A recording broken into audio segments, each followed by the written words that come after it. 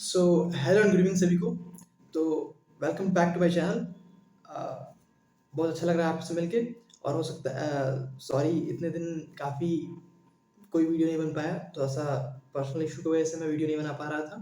काफ़ी चीज़ें थी, तो अब सारी चीज़ें बैलेंस हो चुकी हैं। तो फिर बैक करते हैं प्लेटफॉर्म पे। तो इस वीडियो में हम बात करेंगे सीए के नए कोर्सेज़ के बारे में, जो ट्रेडिक चेंज हुआ है, जो अचानक से सीए कोर्स में जो चेंज हुआ है, तो काफ़ी कन्फ्यूज़न हो गया है पूरे सीए के एनवायरनमेंट में कि क्या-क्या चेंजेस हैं, क्या अपडेट हैं।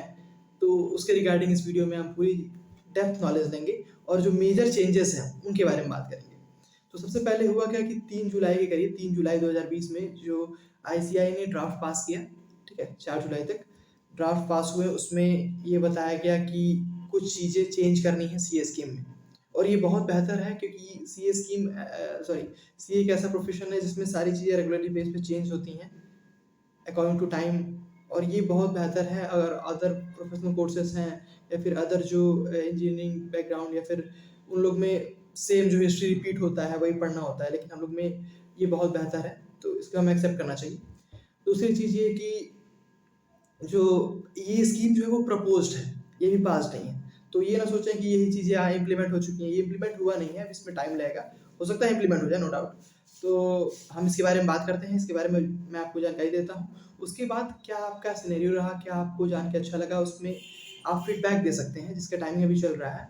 तो डिस्क्रिप्शन बॉक्स में, इसी वीडियो के डिस्क्रिप्शन में आपको फीडबैक का लिंक मिल जाएगा। वहाँ से आप इस जो स्कीम है, उसके बारे में फीडबैक अपना कमेंट ज़रूर शेयर कीजिएगा, ताकि जो स्कीम है वो अगर अच्छा रहा तो वो प्रपोज्ड हो, नहीं तो अगर ज़्यादा उसके कॉन्स हैं तो वो नेगलेक्ट हो जाए, ठीक है? तो मैं आपको डिटेल स्टेप बाय स्टेप बताता हूँ क्या स्कीम है। तो सबसे पहले ये है कि इसमें तो सबसे पहले हम बात करेंगे कि ये स्कीम आया क्यों? Why this CA new scheme? अभी तो सब सही चल रहा था, लेकिन क्यों? तो इसका जो मेन रीज़न है वो सबसे पहले ये है कि इंटरनेशनल रिलेवेंट बनाने के लिए, क्योंकि कभी-कभी क्या होता है कि कुछ-कुछ कंट्री में जो हमारा सीए का ये जो करिकुलम है, जो भी कोर्स है, ये सारे कंट्री में इम्प्लीमेंट नहीं है। अगर आपको दूसरे कंट्री में प्रैक्टिस करना है, तो आपको एक सर्टिफिकेट कोर्स वहाँ पे उस कंट्री में लेना होता है। लेकिन इस चीज़ को इंटरनेशनली रिलेवेंट बनाने के लिए ये स्कीम लाया गया है। दूसरी चीज़, जो हमारी फास्ट ग्रोइंग इकोनॉमी है, वो आईटी सेक्टर से ज़्यादा लिंक हो रही है, और इस चीज़ को देखते हुए इस कोर्स में जो पहले से आईटी सेक्टर से लिंक है ये, ठीक है, इंफॉर्मेशन टेक्नोलॉजी से लिंक है, लेकिन इसको और ज़्यादा से इन्वॉल्व करने के लिए जो इसलिए बनाया गया है इसको, ठीक है। दूसरी चीज़ ये हो गई, और इसमें जो जॉब अपॉर्चुनिटी रहती थी सीए की, उसके बारे में बात किया गया है कि जो जॉब अपॉर्चुनिटी है, उसको कैसे हम और बेहतर बना सकें, ठीक है? और क्या अपॉर्चुनिटी दे सकते हैं, तो इस न्यू स्कीम के माध्यम से ये हो सकता है, ठीक है? मैं आपको बताऊँगा, आप खुद जान जाएँगे ये सारी चीज़ें कैसे पॉसिबल हैं। तो हुआ क्या है कि पहले सबसे पहली चीज़ है कि हम बात करते हैं कि एडमिशन की। अब सीए कोर्स में एडमिशन का क्या प्रोसेस रहेगा, उसमें कोई चेंज आया है कि नहीं आया है? तो सबसे पहले एडमिशन, आप अपना एडमिशन ले सकते हैं, ठीक है? 12th क्वालिफाइड, उसके बाद सीए इंटर में रजिस्ट्रेशन करा सकते हैं। लेकिन थोड़ा-सा चेंज है इसमें, यहाँ पे जो वैलिडिटी पीरियड है उसमें, कि जो वैलिडिटी पीरियड है वो पहले 3 साल का होता था, वो अब बढ़ के 4 साल का हो गया है, ठीक है? 4 साल में आप उसको सीए फाउंडेशन एग्ज़ाम को क्वालीफाई करना होगा। इन केस अगर आप नहीं कर पाते हैं, तो आप उस सीए फाउंडेशन एग्ज़ाम के लिए एलिजिबल नहीं होंगे कभी भी, ठीक है? अब आपको सी इंटरमीडिएट वो भी करना है, सॉरी सीए एग्ज़ाम फिर भी देना है, सीए में फिर भी आना है सीए कोर्स में, तो आपको क्या करना होगा कि आपको डायरेक्ट स्कीम के थ्रू आना होगा, ठीक है? जो दूसरा एंट्री का स्कीम है वो डायरेक्ट स्कीम है, ठीक है? अब इसमें क्या है कि आपको डायरेक्ट स्कीम के थ्रू जब आते थे आप, एग्जिस्टिंग कोर्स में क्या होता था कि आपको 9 मंथ की ट्रेनिंग करनी होती थी सीए के अंडर में, ठीक है? डायरेक्ट स्कीम के थ्रू। लेकिन अब जो आ गया है, इसमें क्या है कि आपको 8 मंथ का जो स्टडी स्कीम है, ठीक है? 8 मंथ का जो स्टडी प्लान है वो सेम है, आपको ट्रेनिंग नहीं करना है। डायरेक्ट एंट्री के थ्रू आते हैं तो भी, ठीक है? ये चीज़ें हो गई। दूसरा जो है सीए इंटरमीडिएट। अब इसमें जो है इसका रजिस्ट्रेशन सेम वही प्रोसेस है। वैलिडिटी पीरियड की बात करें अगर इसकी, तो ये बढ़ के 5 साल की हो गई है, ठीक है? इसकी जो वैलिडिटी पीरियड है वो 5 साल की हो गई है, और इसमें अगर रीवैल्यूड कराते हैं तो वन्स ही हो पाएगा। ये यानी कि आप एक ही बार इसे रीवैल्यूड करा पाएँगे, मतलब रीवैल्यूएट करा पाएँगे, ठीक है? दूसरी चीज़, अगर हम बात करें इसके बाद, तो सीए फाइनल का।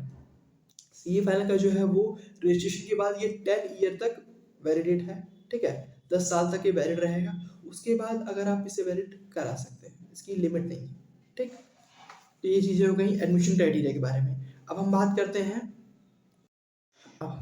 हैं जो मैनर ऑफ असेसमेंट होता था, यानी कि एग्जामिनेशन का जो पैटर्न होता था उसके बारे में।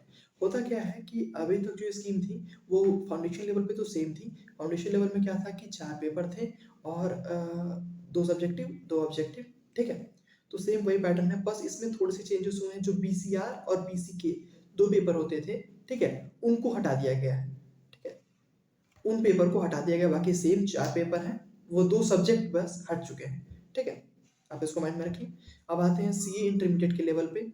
इसमें क्या है कि जो असेसमेंट का जो प्लान है वो ग्रुप बना दिया गया है, 2 ग्रुप हैं, 3-3 पेपर के, ठीक है?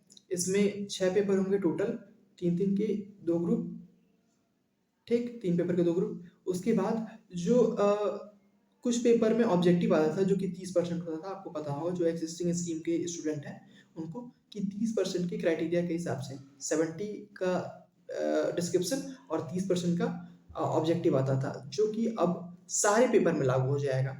प्रपोज्ड स्कीम के मुताबिक सारे पेपर में 30% ऑब्जेक्टिव, 70% डिस्क्रिप्शन आ जाएगा, ठीक? अब इसमें लेकिन एक ये आया है कि इसमें नेगेटिव मार्किंग हुआ, मतलब कि 25% का नेगेटिव मार्किंग इसमें एडेड है, ठीक? अब आते हैं फाइनल के पे। फाइनल में क्या हुआ है कि सेम यही चीज़ है कि जो 2 ग्रुप है, दोनों ग्रुप में 8 सब्जेक्ट होते थे, अब वो कट के 3-3 सब्जेक्ट हो चुके हैं, यानी कि 6 पेपर इसमें भी, ठीक है? 6 पेपर इसमें भी। इससे पहले सीए फाइनल से और सीए इंटरमीडिएट के बीच में आपको आर्टिकलशिप करनी होती थी। तो वो आर्टिकलशिप में बहुत बड़ा चेंज आया है, जो कि ये था कि पहले आर्टिकलशिप 3 ईयर की थी, वो सभी वाकिफ़ हैं इससे, ठीक है? लमसम 2.6 की थी, 3 पहुँच जाता है, आप बेहतर समझ रहे हैं। तो ये है, तो वो घट के अब 2 ईयर की हो गई है। ये बहुत बड़ा चेंज है, ये आप बेहतर समझ रहे होंगे।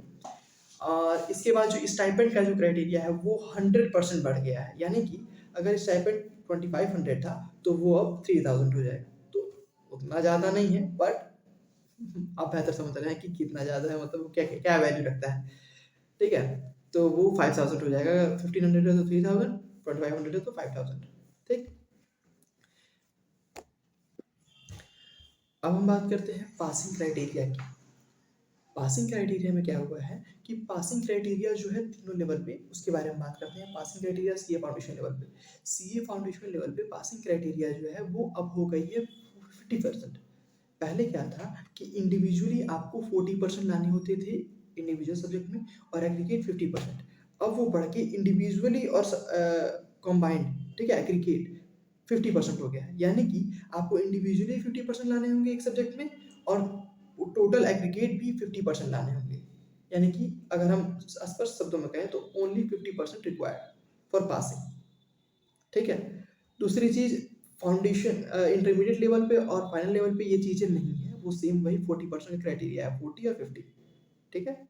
आप जानते हैं 40% इंडिविजुअली और 60% 50% एग्रीगेट। दूसरी चीज़ हम बात करें जो सेल्फ प्लेस्ड मॉड्यूल है, जिसके बारे में मैंने आपको बताया कि इंटरमीडिएट के बाद और फाइनल से पहले जो आपका आर्टिकलशिप का पीरियड रहता है, उसके बीच में आपको एक नया जो न्यू स्कीम के हिसाब से self practised online module paper exam देना होगा, ठीक है? वो एग्जाम आपको क्वालिफाई करना ही है, एकदम कंपलसरी है, और उसमें 50% आपको पासिंग चाहिए, ठीक है? उसमें 4 मॉड्यूल होंगे, 2 कंपलसरी हैं और बाकी 2 ऑप्शनल हैं, आप उसमें चूज़ कर सकते हैं। उसके बारे में डिस्क्रिप्शन में आप थोड़ा-सा देख सकते हैं, एक रफ आइडिया मिल जाएगा आपको। अब हम बात करते हैं एग्ज़म्पशंस के बारे में। एग्ज़म्पशंस में थोड़ा-सा हल्का-सा चेंज हुआ है। इसमें क्या है कि एग्ज़म्पशंस आप तो जानते हैं 3 बार 3 अटेम्प्ट तक आप क्लेम कर सकते हैं, ठीक है? एग्ज़म्पशंस का जो क्राइटेरिया है वो सेम है, 60% मार्क चाहिए आपको एक पेपर में एग्ज़म्पशंस क्लेम करने के लिए। उसमें एक हल्का चेंज हुआ है कि अगर आप एग्ज़म्पशन क्लेम करते हैं किसी किसी ग्रुप में, तो आपको अदर जो 3 सब्जेक्ट हैं, उनको मिला के, जो 3 पेपर हैं, उनको मिला के एग्रीगेट 50% होना चाहिए। तभी आप उस ग्रुप में पास होंगे, एग्ज़म्पशंस अगर क्लेम करते हैं तो, ठीक है? तो हल्का-सा एग्ज़म्पशन का ये चेंज है। तो अब हम बात करते हैं कि और कोई और चेंज है, तो सबसे बड़ा चेंज ये है कि सीए के दौरान क्या होता था कि इंटरमीडिएट करने के बाद आर्टिकलशिप हो गई, आर्टिकलशिप हो गई, उसके बाद फिर ओटीटी जितने भी ट्रेनिंग रहते हैं वो सारी हो गई। उसके बाद जो नया सेल्फ प्रैक्टिस मॉड्यूल आया, यानी कि सेल्फ मॉड्यूल जो आया है, ठीक है? वो भी कंप्लीट कर लिया आपने, तो उसके बाद क्या बचा? उसके बाद क्या होता था कि फाइनल का एग्ज़ाम देना होता था, लेकिन फाइनल के एग्ज़ाम में दिक्कत होती थी, मतलब पास होने में, जो भी चीज़ें आप बेहतर समझ रहे हैं। तो उसमें हल्का एक चेंज लाया है इंस्टीट्यूट ने, कि अगर आप फाइनल का एग्ज़ाम नहीं मतलब क्वालीफाई कर पाते हैं और ये सारी चीज़ें कंप्लीटेड हैं, तो आपको एक सर्टिफ़िकेट दिया जाएगा जिसका नाम होगा बीएए, यानी कि बिज़नेस अकाउंटिंग एसोसिएट, ठीक है? इसमें आपको इक्विवेलेंट टू ये सारे डिग्री के एक सर्टिफ़िकेट है, जो कि आपको जॉब अपॉर्च्युनिटी प्रोवाइड करने में बहुत ही हेल्पफुल रहेगा। जैसे होता क्या था कि आप जब फाइनल कंप्लीट कर लेंगे तभी अपने नाम के आगे सीए लगा पाएँगे, लेकिन अब इस चीज़ से आपको सोसाइटी में थोड़ा-सा इमेज बिल्डअप होने में आसान रहेगा, और आप जो जॉब अपॉर्च्युनिटी है, उसके लिए आप ये नहीं वेट करना पड़ेगा कि आप जब फाइनल क्वालिफाइड करें, सीए का टैग लगे, उसके बाद ही हो पाएगा। अगर इन केस आपको इश्यू होता है, तो आप इतना क्वालिफ़ाई करके ही बीएए जो कि सर्टिफ़िकेट आपको मिल जाएगा, बिज़नेस अकाउंटिंग एसोसिएट का, आप उस पे अपना जॉब ले सकते हैं। ठीक है? होपफुल आपको आइडिया अच्छी लगी होगी, सारी चीज़ें आपने पता चल चुका होगा इस वीडियो के माध्यम से। अगर इन केस कहीं आपको डाउट हो, तो आप प्लीज़ कमेंट सेक्शन में मेंशन कर सकते हैं और मुझसे पूछ सकते हैं। और जो अपना प्लीज़ जो वैल्यूएबल फीडबैक है, जो इंस्टीट्यूट को देना होगा आपको, वो आप प्लीज़ अपना उसमें कमेंट ज़रूर भरिएगा, ताकि आपको इसकी स्कीम में क्या अच्छा लगा, क्या बुरा लगा, क्या सही है। अगर आपको अच्छा लगता है तो आप उसपे मेंशन कीजिएगा, ताकि ये स्कीम जल्द से जल्द पास हो जाए। नहीं अच्छा लगा तो आप वो भी मेंशन कीजिएगा, ठीक है? होपफुल आपको पूरी वीडियो अच्छी लगी होगी, तो प्लीज़ शेयर कीजिए, और थैंक यू। तब तक के लिए हैव अ गुड डे।